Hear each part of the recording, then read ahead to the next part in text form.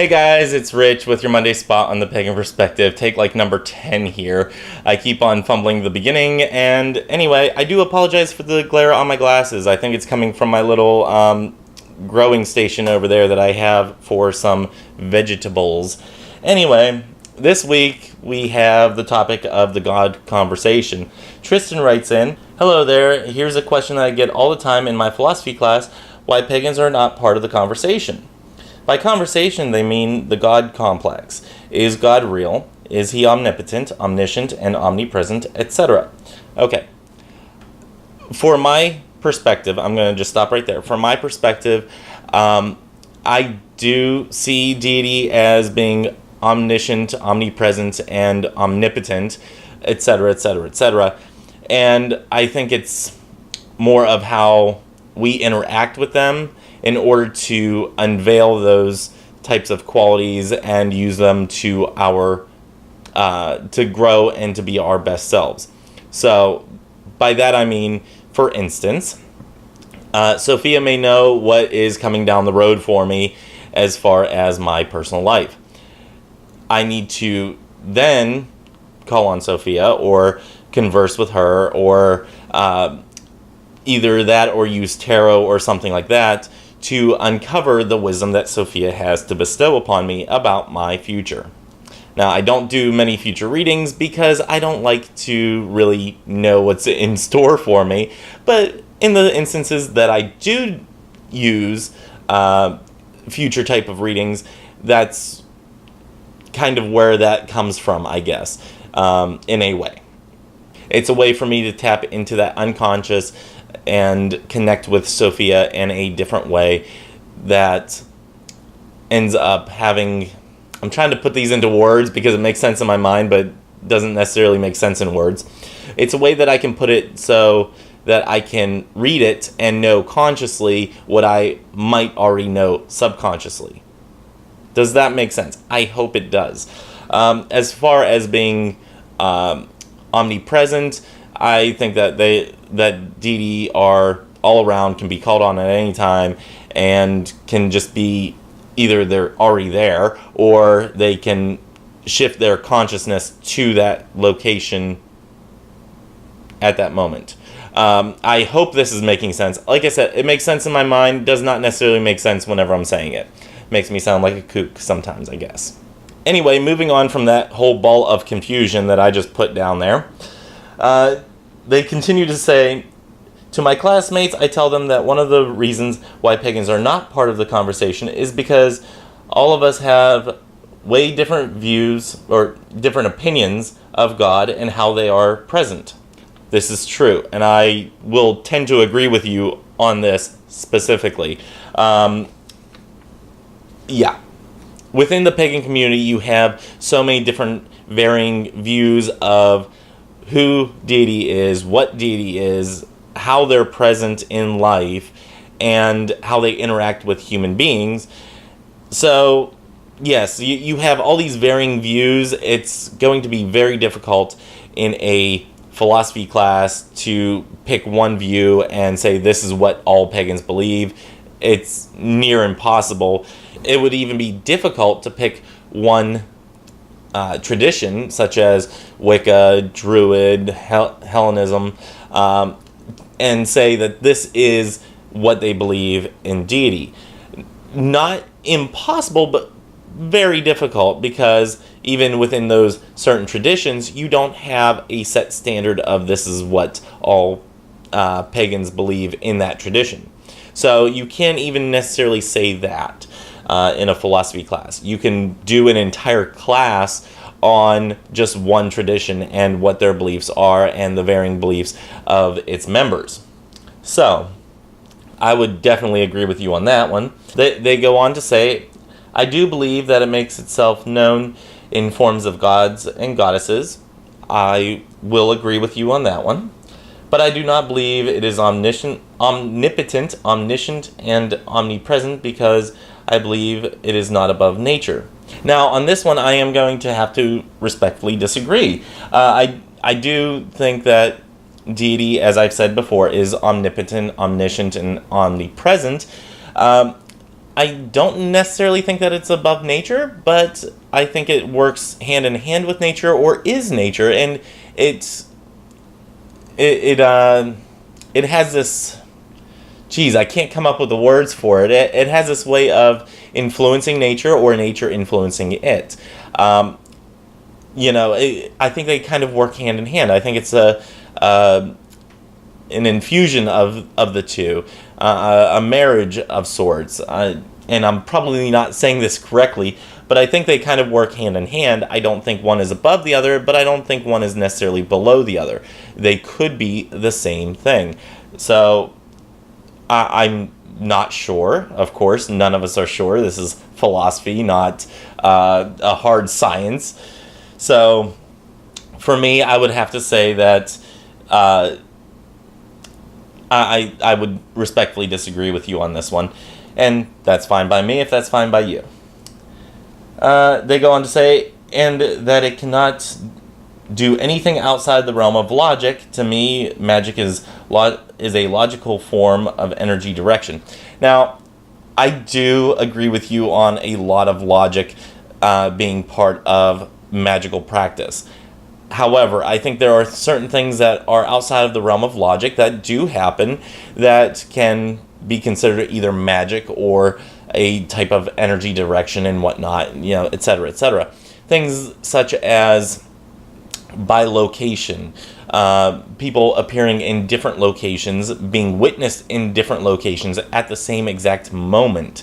This has happened in, let's see, there's a couple Catholic saints I know have bilocated, and one in particular that is fairly recent, within the last century, that has bilocated and had also the stigmata. I can't think of his name right now. Padre Pio, that's it. Who has bilocated and had the stigmata and all that and witnessed to people. And I think that's not only out of the realm of logic, because logic would dictate that you cannot be in two places at the same exact moment, but here you have several witnesses saying that this in fact did happen. So to me, it kind of works with logic for the majority of the time, but there are those certain instances where, the miracles happen. So I think that's interesting to look at in this instance. So, yeah, I think that deity can possibly do stuff outside of the logic realm, but I think for the most part they try to stick within the logic realm. And one reason, because if you don't stick to the realm of logic, it really screws with the human beings' minds. And think of how, if nothing were logically based, how different our lives would be. It kind of messes with your mind and, will give you a headache eventually. But for me, I think that deity can do things outside of the realm of logic, but for the most part sticks within the realm of logic, at very least, to keep our heads from exploding. So, to me, that's where that one goes. So, for the most part on that one, I do agree with you. But anyway, they go on to say, but understandably, I cannot tell them that is what all pagans believe. Yes, agreed. You can't say that this is what all pagans believe, because you will undoubtedly have that one person that says, no, not what I believe. You always have that, at least one. So, who's that guy? Anyway, they go on to say, so that being said, let's dive into philosophy. Why are pagans not part of the conversation about God? And I think I've already answered that. I think it's because there's so many differing views. You cannot fit that into the time span of a philosophy class, either within the class session during one day, or even in a class session that spans an entire semester. You just simply won't be able to cover all the views that pagans have out there. You can cover some of the big views that pagans have, such as hard or soft polytheists. You could cover those, and you could cover the hard soft polytheists and the soft hard polytheists, which I'm probably more of a soft hard polytheist. So anyway, You can probably cover those in a philosophy class, but only the bare basics at that. And even then, it would make a lot of people that are not within the pagan community sitting there saying, I don't understand what's going on here. Because I will admit that a lot of the soft polytheist ideas, I can't grasp it. I can't wrap my head around it, probably because my head is in the way.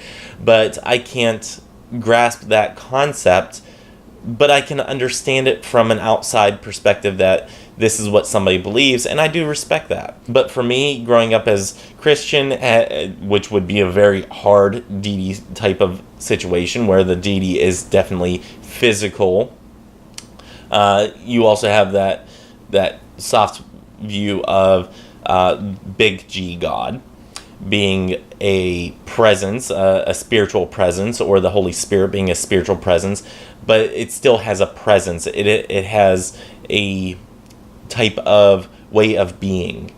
And I don't think I'm doing it justice the way that I'm trying to say it. In my mind, it makes sense. In words, it probably doesn't.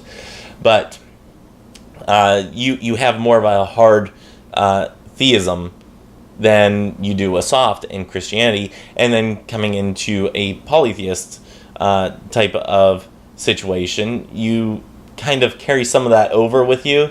And for me, I can't really grasp the soft polytheist part in my mind. So I think I just talked myself around in circles there. Anyway,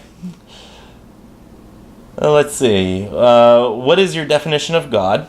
And I've given a very, let me set this down. And I've given a very light definition of God, both in my personal videos and on here before. Big God, Triton type of aspect, unknown gender, unknown origins, big, kind of like the Gnostic unknown.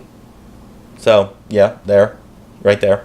And then you have your gods and goddesses that come off of that, such as in my pantheon, I have Jesus, and I have Sophia, and I have, from time to time, Pan pops his head in. And then, of course, you have other ones, such as the Buddha, and you have Kuan Yin, you have the Morgan, you have Hecate, you have all these other deities that are right under the unknown consciousness, universal, the one type of aspect, and I'm not even in the picture here.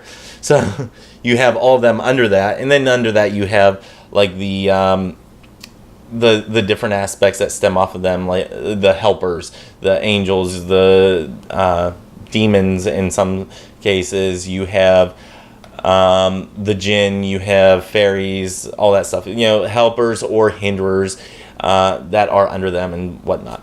So anyway, yeah, long branches coming off of that one all Triton one universe concept. So anyway, this is getting a little long and I'm double talking and stumbling over my words. I'm going to try to edit this down and upload it before I get to work. Hopefully it works. So anyway, I hope that made sense. I hope it made sense.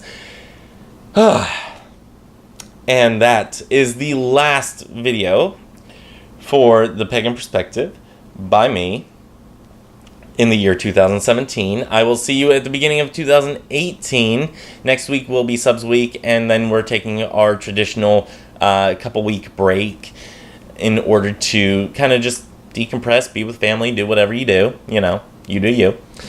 And I will see you all at the beginning of 2018. And until then, may you have love, hugs, and ladybugs. Bye-bye.